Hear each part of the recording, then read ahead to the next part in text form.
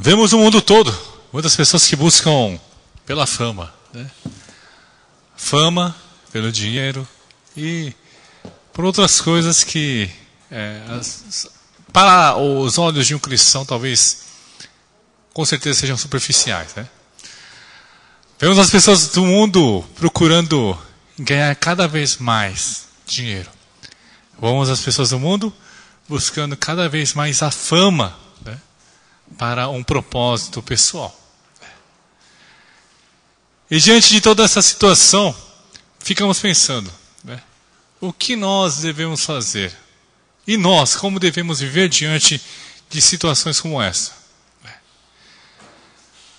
As irmãs, por exemplo, né, gostam muito de bolsas, né? Não vou dizer todas, né? Algumas gostam de bolsas, né? E dependendo da bolsa que você possui, aquilo é um símbolo de status para você, não é verdade? Como o carro é para o homem, não é? Estou falando mentira? Estou, não é? Depende. Tem mulheres que precisam usar uma bolsa Chanel, né, por exemplo, né? Usando aquela bolsa da Chanel, ela se sente segura. Vocês entendem? Ela usando aquela bolsa da Chanel numa festa de casamento ou alguma festa que ela foi convidada, ela se sente segura. Não porque ela tem confiança nela mesma, assim, ela tem confiança na marca que ela possui, né? Por exemplo, os homens, da mesma maneira, né? Muitos jovens, né, dizem, as mulheres só gostam de rapazes que têm carro. A gente chama isso de, na minha época chamavam de Maria Gasolina, não sei como é que chamam hoje, né? Muitos jovens pensam que você só consegue conquistar uma bela mulher quando você tem um bom carro. É o que nós estamos acostumados a viver, não é verdade? Quem nunca pensou, que homem que nunca pensou na tua vida andar numa Ferrari, por exemplo, dirigir uma Ferrari? Quem nunca pensou? Eu já imaginei a minha vida assim, eu dirigindo uma Ferrari, sabe? Eu passeando por aí e eu fiquei pensando, qual será que é a sensação, né? Com certeza, né? As pessoas, como nós todos fazemos, quando passa, né, um Gol, ninguém olha. Não estou menosprezando o Gol lá, pessoal. É um carro bom, é um carro popular e potente, forte. Mas quando passa uma Ferrari, todo mundo dá aquela viradinha. Até mulheres que não conhecem nada sobre carro, quando passa uma Ferrari, ela... Que diferente. Não é verdade? Nós vivemos um mundo onde a constante busca por status corrente em nossa vida diária.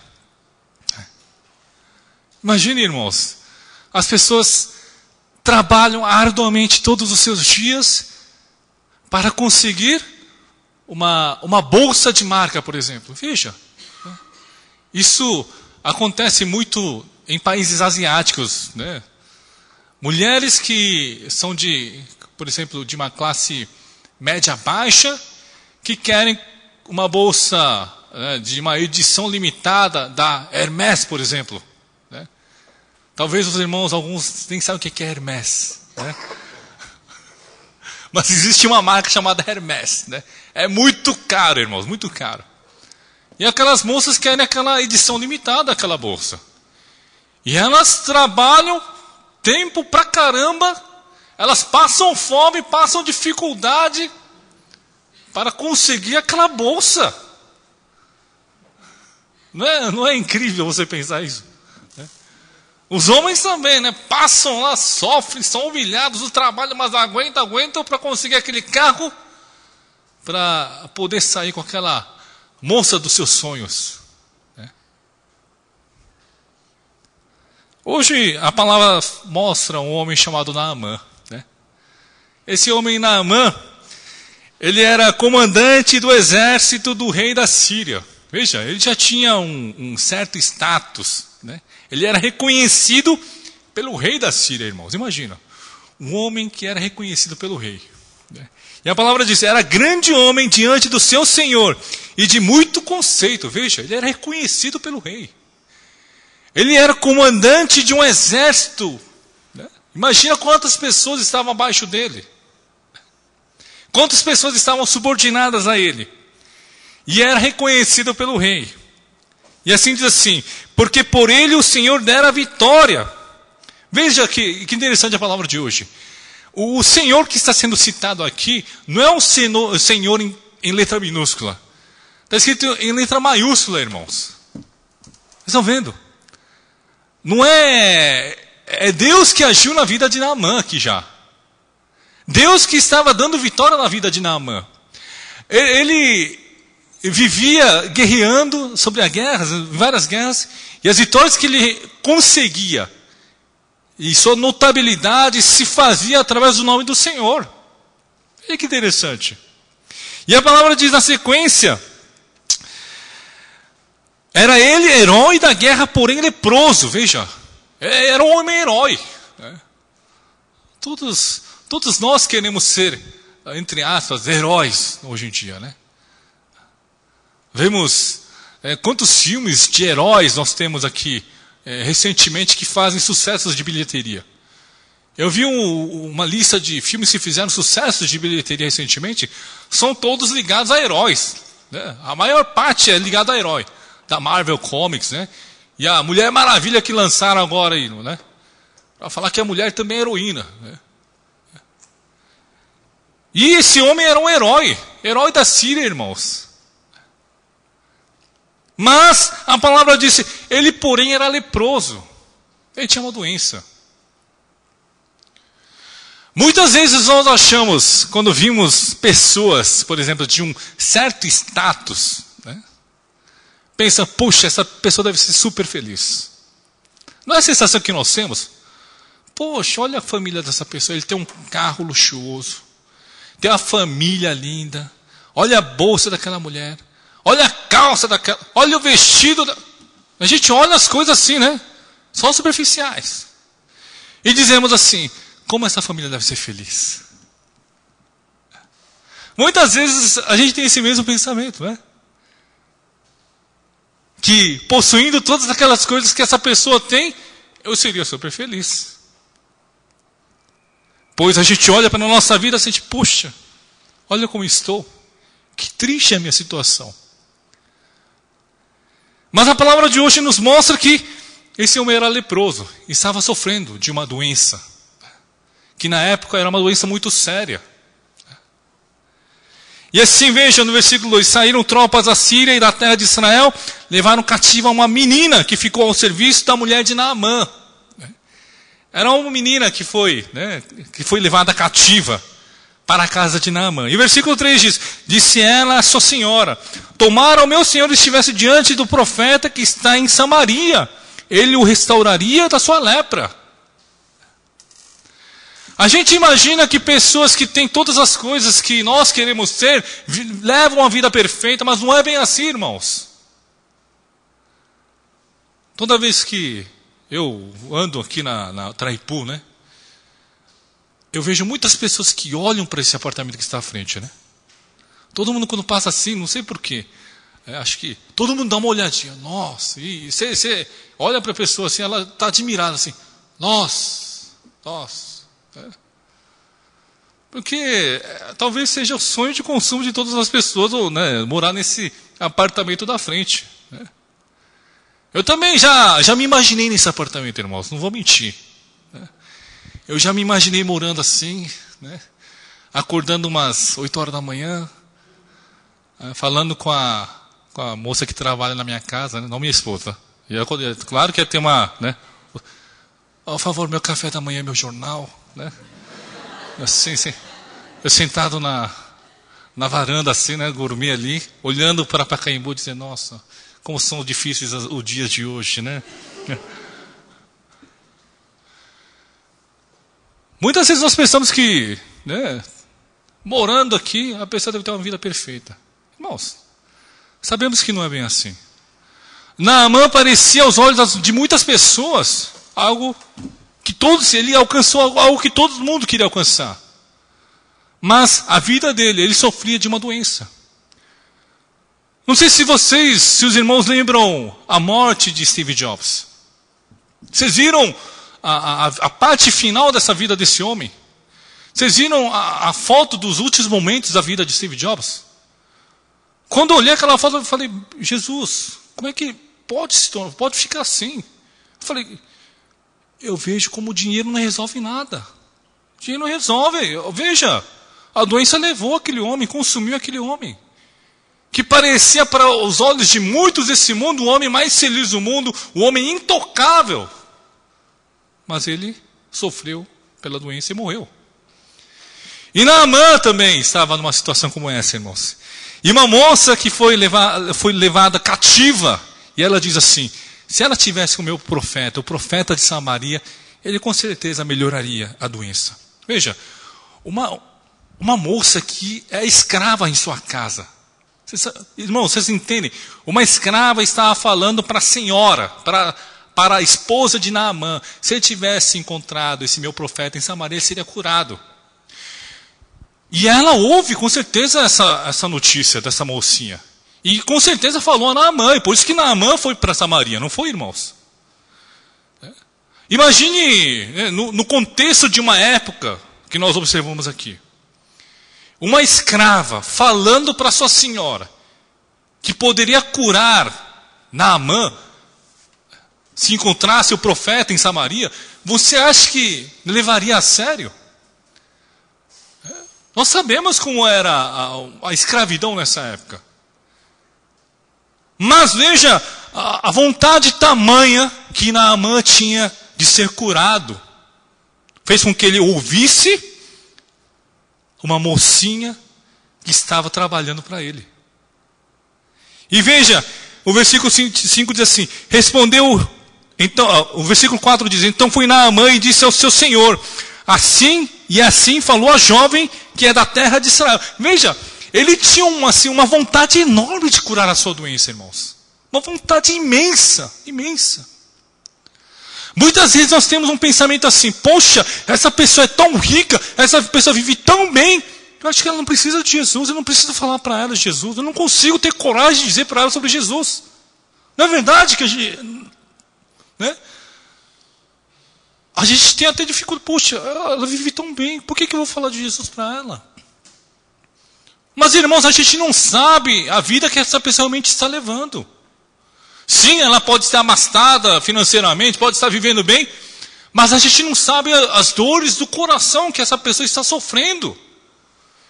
E essa moça que estava vivendo na casa de Naamã como uma escrava disse, se o senhor encontrar o senhor profeta em Samaria, você seria curado.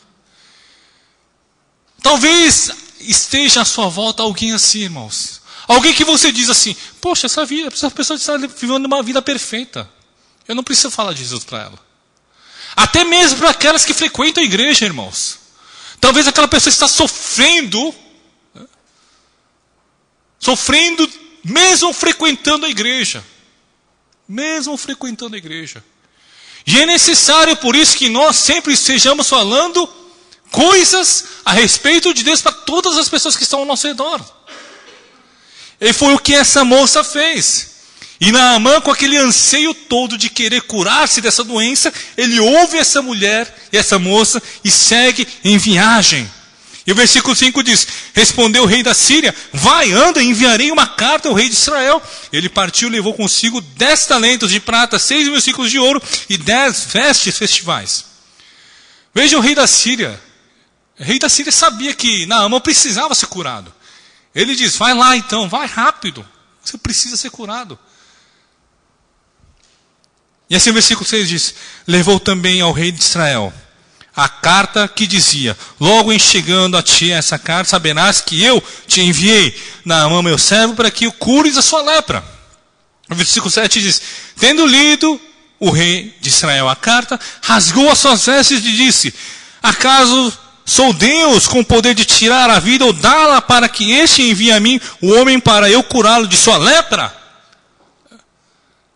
Veja, o rei de Israel, quando vê essa carta do rei da Síria, ele fica desesperado, irmãos. Porque ele sabia que ele não era capaz de curar Naamã. Ele fica com medo que se eu não conseguisse curar Naamã, ele seria como se fosse uma provocação de guerra. Nós sofreríamos as consequências, né? Ele sofreria consequências daquilo. E rasga suas vestes, irmãos. E o versículo 7, a continuação diz assim: notai, pois, e vede que procuram pretexto para romper comigo. Romper a aliança que eles tinham, né? Versículo 8 diz: ouvindo, porém, Eliseu, o homem de Deus, que o rei de Israel rasgara as suas vestes, mandou dizer ao rei: por que rasgaste as suas vestes? Deixa-o ver a mim, e saberá que há profeta em Israel. Veja, irmãos, a gente vê dois tipos de reações, né? Uma reação onde a pessoa rasga a sua veste. Nós temos que o rasgar a veste para o povo de Israel é um símbolo de uma profunda tristeza ou de profundo sentimento, né? Aí Eliseu diz: por que esse homem rasgou as vestes? Imagina, irmãos. Mas essa realidade é uma realidade que acontece em nosso dia a dia. Nós nos decepcionamos facilmente diante de circunstâncias de dificuldade, dizendo: Deus, por que esse problema está na minha vida? Eu não mereço esse problema, Senhor. Eu adoro a Ti de todo o meu coração. Por que esses problemas estão comigo? Era o que o rei de Israel estava achando. Veja, por uma simples moça que foi levada cativa, aconteceu tudo isso. A gente imagina que foi alguém de grande fama, de grande conceito, um intelectual que foi falar com Naamã e convenceu ele para Israel. Não, irmãos. Uma simples escrava realizou tudo isso. Fez com que tudo isso acontecesse. Ela foi o início de todas as coisas. E é por isso que eu digo para os irmãos: não importa o problema que você está enfrentando na sua vida. Não importa a dificuldade que você está tendo agora na tua vida, irmãos. Creia na palavra do Senhor, como Eliseu está falando aqui. Não rasgue a sua veste de tristeza, mas louve ao Senhor, louve a Deus, pelas maravilhas que Ele fará na tua vida. O versículo 9 diz assim: veio, pois, Naamã com os seus cavalos e os seus carros, e pôr a porta da casa de Eliseu. Ele parou na frente da casa de Eliseu. Então Eliseu lhe mandou um mensageiro, dizendo: vai, lava-te 7 vezes no Jordão, e a tua carne será restaurada e ficará mais limpo. Veja, Eliseu, ele mal recebe Naamã. Ele simplesmente é um mensageiro: vai, fala para ele, que ele tem que ir ao Jordão e mergulhar 7 vezes e ele vai ficar limpo. Né? E veja a reação de Naamã. Naamã, porém, muito se indignou. E se foi dizendo, pensava eu que ele sairia a ter comigo, por-se-ia de pé, invocaria o nome do Senhor, seu Deus moveria a mão sobre o lugar da lepra e restauraria o leproso. Veja que interessante. A mesma maneira acontece em nossa vida espiritual. A gente pensa assim: Senhor, eu estou orando para Ti, então que o Senhor agora vai fazer a ação do Espírito Santo mover em minha vida e os meus problemas serão resolvidos. E quando não acontece esse fato na tua vida, você fica indignado. Indignado. Nosso pensamento é nosso pensamento. É diferente dos pensamentos de Deus, irmãos. O título da mensagem de hoje é Meus Pensamentos e os Pensamentos de Deus. O pensamento de Naamã era de que Eliseu deveria recebê-lo. Por quê? Porque ele era o chefe do exército, irmãos. E o mínimo que deveria fazer um anfitrião receber uma pessoa. E chegar diante dele e falar: agora invoca os nomes de Deus, que ele será curado da sua lepra. Ele imaginava um cenário assim. Muitas vezes nós imaginamos cenários assim, não é, irmãos? Agora eu vou buscar a Deus, Ele vai vir a mim, e Ele vai me curar e vai resolver meus problemas. Não é bem assim, irmãos. Não é bem assim.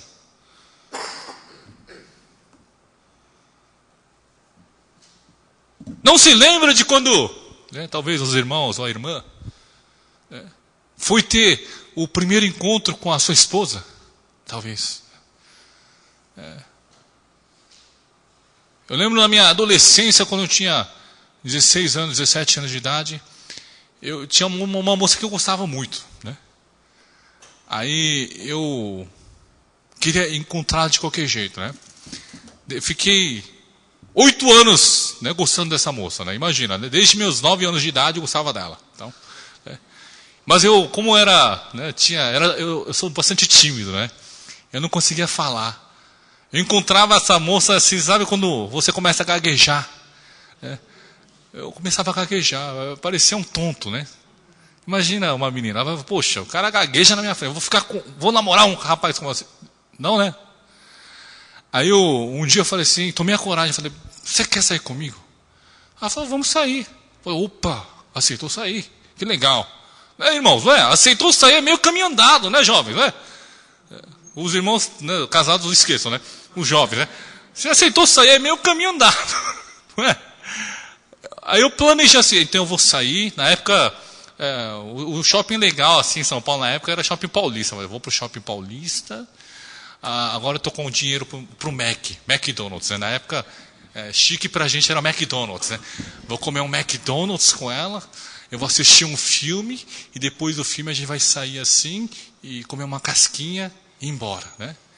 E eu pensava assim, que eu tentaria namorá-la, assim, pedir para namorar assim no cinema, né? Eu pensava, poxa, eu pensei assim que eu ia comprar uma pipoca e uma Coca-Cola e a gente ia estar, né, comendo assim, chegaria uma hora que as nossas mãos encostariam um no outro, né? A gente olharia para a cara um do outro e falar, quer namorar comigo? Ela vai dizer sim, né?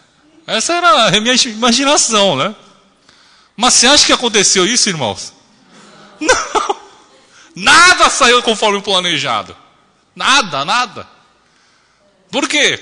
Aí chegou no cinema, o cinema já estava lotado. Tinha 2 lugares. Os 2 lugares eram os primeiros 2 assentos do cinema. Eu fiquei com torcicolo, irmãos. Eu assisti o filme praticamente 90 graus, assim. Né? E como é que ele vai comer pipoca? Não dá para comer pipoca nesse estado. E a menina já ficou chateada, porque você está num lugar chato, ruim, né? Eu falei, você quer pipoca? Eu falei, não estou afim de pipoca hoje não. Eu falei, acabou, já era. Aí quando deu isso, eu falei, game over, acabou o jogo. Casquinha, vou abortar casquinha, vou abortar tudo. Irmãos, muitas vezes nós pensamos que as coisas têm que acontecer ao nosso modo. A gente quer usar como se Deus fosse meu empregado. Deus, você tem que funcionar assim desse jeito. Você tem que fazer do jeito que eu quero, mas não é bem assim, irmãos. Por isso que Eliseu, ao meu ver, disse, mandou apenas um mensageiro. Vai, rapaz, vai para o Rio Jordão. É um simples ato na nossa vida espiritual.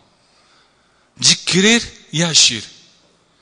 Crer e agir que trará milagres na nossa vida, irmãos.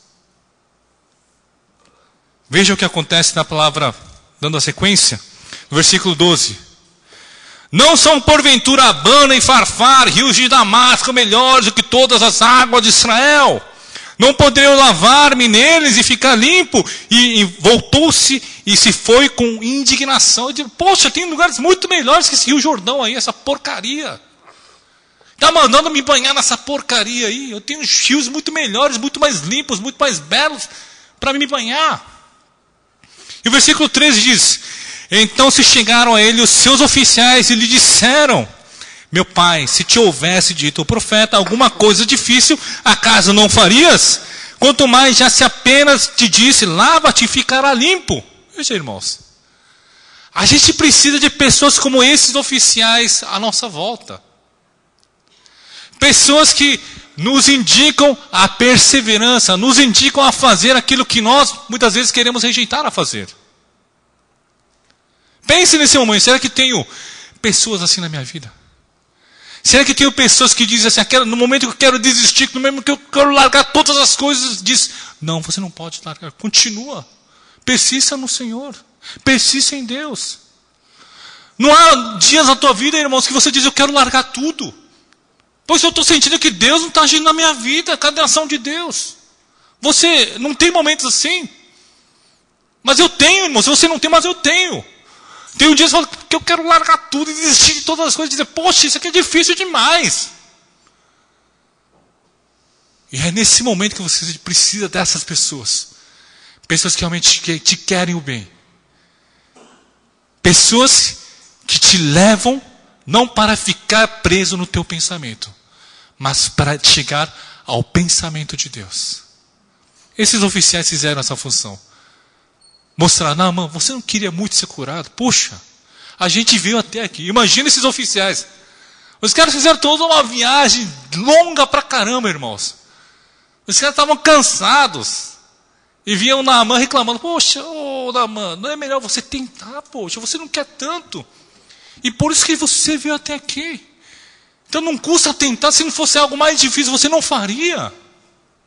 E assim Naamã é convencido pelos oficiais. E assim o versículo 14 diz, então desceu e mergulhou no Jordão 7 vezes, consoante a palavra do homem de Deus, e a sua carne se tornou como carne de uma criança e ficou limpo. Amém. Quando a gente obedece a Deus, quando a gente segue exatamente a palavra que o Senhor deseja que nós façamos, milagres como esse acontecerão em nossa vida espiritual. A gente pensa, poxa, já se foi o tempo em que Deus fazia milagres. Não, irmãos. Deus é o mesmo hoje e também mesmo será Ele no dia de amanhã. Ele não muda, irmãos. Ele é um Deus imutável. Se é um Deus imutável, irmãos, esses mesmos milagres que acontecem na vida desses homens também podem acontecer diante da nossa vida, diante dos nossos problemas. Amém? E por isso acredite nas palavras do Senhor, pois Ele trará milagre na tua vida, irmãos. Mude o teu pensamento. Pare de planejar a sua vida espiritual à tua maneira. Não personalize Deus à tua vida, irmãos. É o que muitas vezes nós fazemos. Para mim Deus é assim, assim, assim. Não. Deus é aquilo que a palavra diz, irmãos.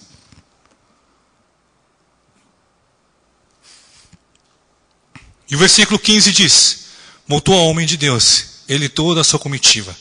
Veio por-se diante dele e disse, esse agora reconheço que em toda a terra não há Deus, senão em Israel. Amém. Ele diz, não há Deus em outro lugar, somente em Israel há o verdadeiro Deus. Pois foi o único capaz de me curar. É o único capaz de lhe curar, amados irmãos. É o único capaz de te tirar dos problemas da sua vida, amados irmãos. A fé que você tem no Senhor. O versículo 14 diz assim, a sua carne se tornou como a carne de uma criança e ficou limpo. Imagina, irmãos, né? A pele de Naamã ficou como, sabe, aquele rosto, bumbum de neném, sabe? Não conhece? O rosto dele não precisa de creme algum. O rosto dele estava limpo, curado, por completo. Amados irmãos da Igreja Água Viva que estão nessa noite aqui, se você possui algum problema na sua vida, se você possui alguma dificuldade na sua vida, se você possui algum empecilho na tua vida, busque ao Senhor. Mude seus pensamentos para os pensamentos de Deus. E se você vê pessoas que estão sofrendo devido a problemas na vida dessas pessoas, seja como essa escrava israelita, seja como esses oficiais que estavam ao lado de Naamã, que buscam o melhor para o teu homem. Você que é esposa, busque o melhor para o teu marido. Você que é marido, busque o melhor para sua esposa. Você que é mãe, busque o melhor para os seus filhos. Oriente-os para que vivam a palavra do Senhor. Sejam movidos pela mente do Senhor. Desejo que a nossa igreja agora seja assim. Uma igreja que é movida não pelos pensamentos do homem, mas sim pelos pensamentos de Deus. Que nessa noite, amados irmãos, todos nós sejam movidos pela fé. Fé. A fé que nos move. E é por Ele que nós viveremos. Oremos.